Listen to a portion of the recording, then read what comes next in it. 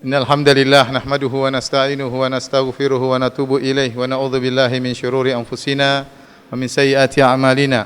May yahdihillahu fala mudilla lahu wa may yudlil fala hadiyalah.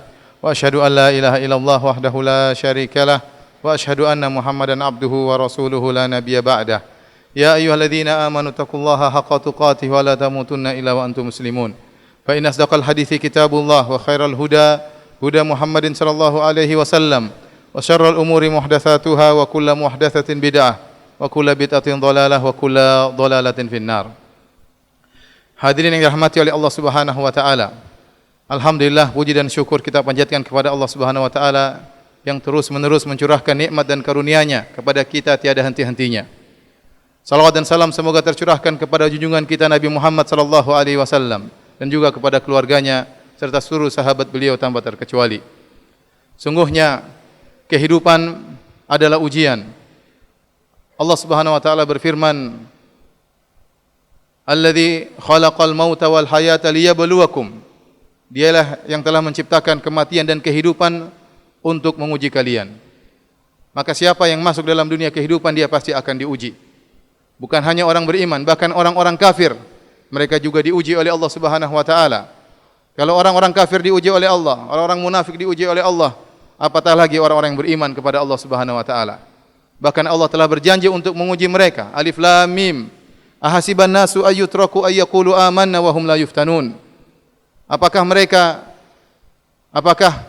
manusia menyangka mereka mengatakan kami telah beriman lantas mereka dibiarkan begitu saja tanpa diuji? Pasti diuji oleh Allah Subhanahu wa taala. Dalam banyak ayat Allah menjanjikan untuk menguji orang-orang yang beriman.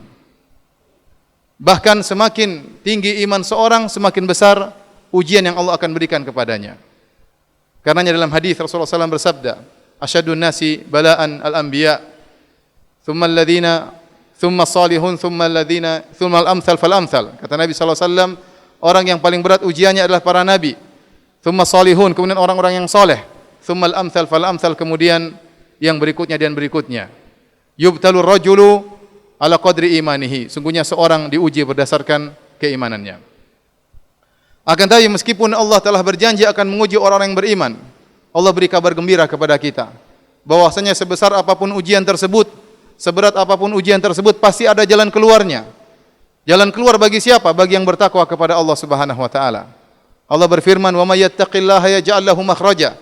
Barang siapa yang bertakwa kepada Allah, maka Allah akan berikan solusi baginya.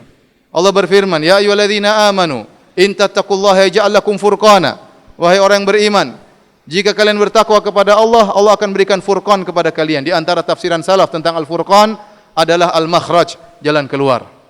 Maka jika seorang menghadapi permasalahan dalam kehidupannya, dan dia pasti menghadapi permasalahan, lantas dia tidak menemukan solusi dalam menghadapi permasalahannya, yakinlah bahwasanya ketakwaannya bermasalah.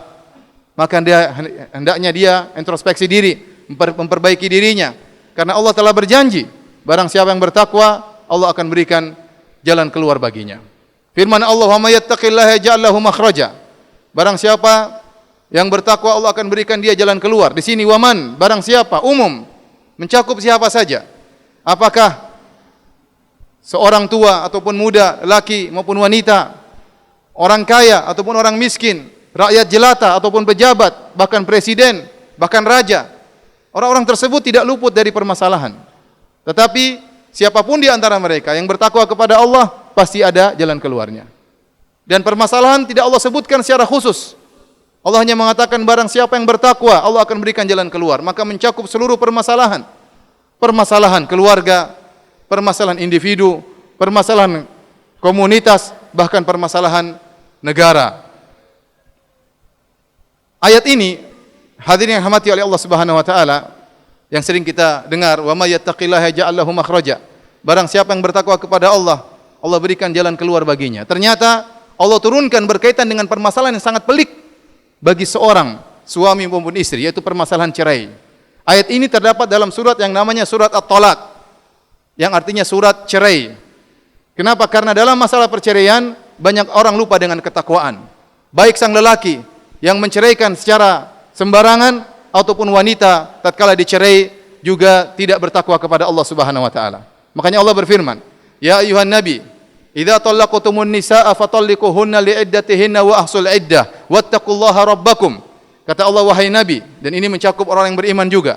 Makanya Allah mengatakan, ya ayuhan nabi, idza talaqtum, jika kalian menceraikan istri-istri kalian, maka kata Allah, wa ahsul iddah wa fatalliquhunna li'iddatihinna wa ahsul iddah, maka ceraikanlah sesuai dengan aturan. Secara sederhana ayat tersebut maksudnya apa? Seorang lelaki tatkala ingin menceraikan istrinya harus sesuai dengan aturan.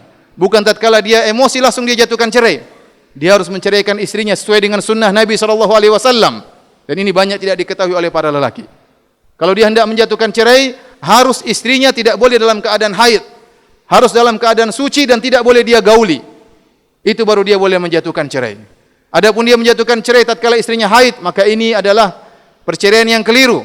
Atau dia menjatuhkan cerai kepada istrinya tatkala istrinya suci dan dia sudah gauli, ini pun cara yang keliru. Maka Allah mengatakan, fattaqullaha rabbakum, bertakwalah kepada Rabb kalian tatkala menjatuhkan cerai. Kemudian kata Allah, la tukhrijuhunna min buyutihinna, dan janganlah kalian mengusir istri-istri kalian dari rumah-rumah mereka. Sebagian suami tatkala marah, dia usir istri-istrinya, Allah larang. Kemudian Allah berkata, wala yakhrujna, dan sarang para wanita pun tidak boleh keluar dari rumah mereka. Allah suruh sang lelaki bertakwa kepada Allah, Allah suruh sang wanita untuk bertakwa kepada Allah dalam permasalahan yang sangat pelik, yaitu permasalahan perceraian dalam rumah tangga. Oleh karenanya Allah katakan, wa may yattaqillaha yaj'al lahu makhraja. Barang siapa yang bertakwa kepada Allah, Allah berikan jalan keluarnya. Allah berikan solusi baginya, baik yang mencerai maupun yang dicerai. Jika mereka menjalankan perintah Allah, bertakwa dalam menjatuhkan cerainya, maka pasti ada jalan keluar baginya. Dan ini mencakup seluruh permasalahan dan siapapun yang menghadapi permasalahan. Aqulu qauli hadza astaghfirullah li wa lakum wa lisairil muslimin innahu huwal ghafurur rahim. Alhamdulillahi ala ihsani wa syukru lahu ala taufiqihi wa amtinani wa asyhadu an la ilaha illallah wahdahu la syarika lahu ta'ziman li sya'ni wa asyhadu anna Muhammadan abduhu wa rasuluhu adda ila ridwani. Allahumma salli alaihi wa ala alihi wa ashabihi wa ikhwani.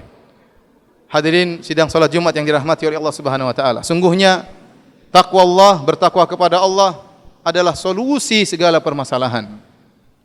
Bahkan di antara permasalahan yang sering dihadapi oleh sebagian kita adalah masalah ekonomi, masalah rizki. Ternyata di antara jalan keluar agar seorang bisa meraih rizki adalah dengan bertakwa kepada Allah Subhanahu wa taala. Syariat menyuruh kita untuk mengambil dua sebab.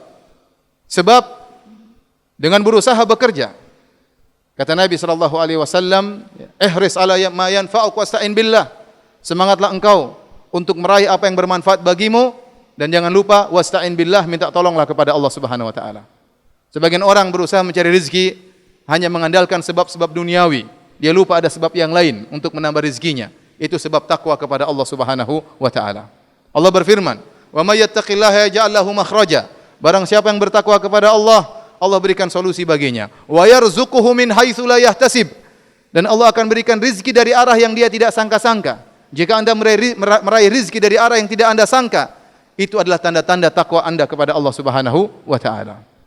Yakinlah, kalau Anda bertakwa kepada Allah, rizki akan datang kepada Anda. Allah berfirman, "Wa'mur ahlaka bis-salati wastabir 'alaiha, la nas'aluka rizqan nahnu narzuquk wal 'aqibatu lit-taqwa." Perintahkanlah keluargamu untuk salat. Suruh istri, suruh anak-anak untuk salat. Bangunkan mereka untuk salat. Kata Allah, nahnu narzuquk, kami akan berikan rizki kepada kalian. Wastabir 'alaiha, bersabarlah dalam memerintahkan mereka salat. Bersabarlah dalam menjalankan salat, kami akan beri rizki kepada kalian. Apa kata Ibnu Katsir? Barang siapa mendirikan salat, menyuruh anak-anak istrinya untuk salat, maka Allah akan jamin rizkinya.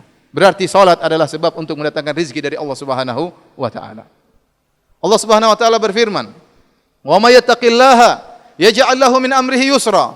Barang siapa yang bertakwa kepada Allah, maka Allah akan mudahkan urusannya. Allah akan mudahkan urusannya, segala urusannya, termasuk urusan mencari rezeki. Bahkan Allah berbicara tentang cakupan yang lebih luas, cakupan suatu negeri, suatu negara. Kata Allah Subhanahu wa taala, "Walau anna ahlal qura amanu wattaqau, la fatahna 'alaihim barakatim minas sama'i wal ard." Kata Allah Subhanahu wa taala, seandainya penduduk suatu negeri beriman dan bertakwa, maka kami akan bukakan bagi mereka berkah dari langit dan dari bumi, yaitu rizki dari langit maupun dari bumi. Bisa jadi ada suatu negara yang Hasil buminya lebih sedikit, tapi lebih makmur, lebih aman, lebih tentram, karena mungkin rakyatnya lebih bertakwa kepada Allah Subhanahu wa taala. Bisa jadi suatu negara hasil buminya sangat banyak, sumber daya alamnya sangat banyak, tapi tidak ada ketakwaan, kebohongan di mana-mana, kolusi di mana-mana, korupsi di mana-mana, sehingga Allah angkat kemakmuran dari mereka. Maka hendaknya kita bertakwa kepada Allah Subhanahu wa taala dari diri kita sendiri, keluarga kita, kemudian kita sebarkan ke tetangga kita, ke masyarakat kita, agar Allah Subhanahu wa taala memberikan banyak rezeki yang berlimpah kepada kita. Jangankan manusia, Allah jamin kepada para jin, kata Allah Subhanahu wa taala dalam surat Al-Jin tentang para jin.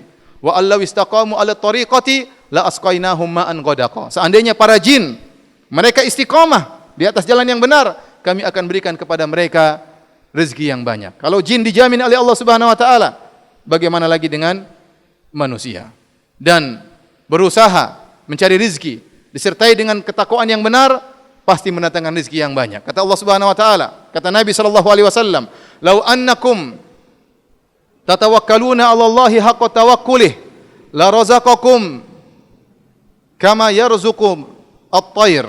Kalau seandainya kalian bertawakal kepada Allah dengan tawakal yang sesungguhnya, maka Allah akan beri rizki kepada kalian sebagaimana Allah beri rizki kepada burung. Taqdu khimasan wa taruhu bitana. Burung pergi dalam kondisi perut kosong, kemudian balik dalam kondisi sudah kenyang.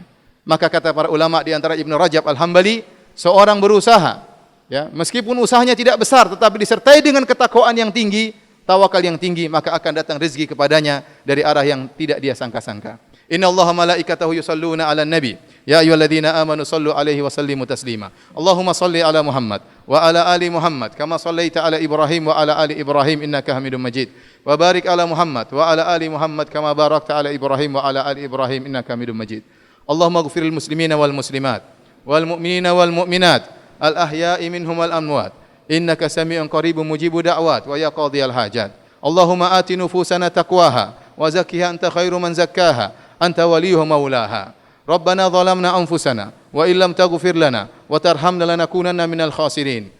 Rabbana atina fid dunya hasanah wa fil akhirati hasanah wa qina adzaban nar. Allahumma a'izzal Islam wal muslimin. Allahumma a'izzal Islam wal muslimin. Allahumma a'izzal Islam wal muslimin wa adhil asy-syirka wal musyrikin wa adhil asy-syirka wal musyrikin wa dammir a'daka a'daka ad-din wa dammir a'da'aka a'da' ad-din ya rabbal alamin. Rabbana atina fid dunya hasanah wa fil akhirati hasanah wa qina adzaban nar wa qina adzaban nar wa qina adzaban nar wa aqimus salah.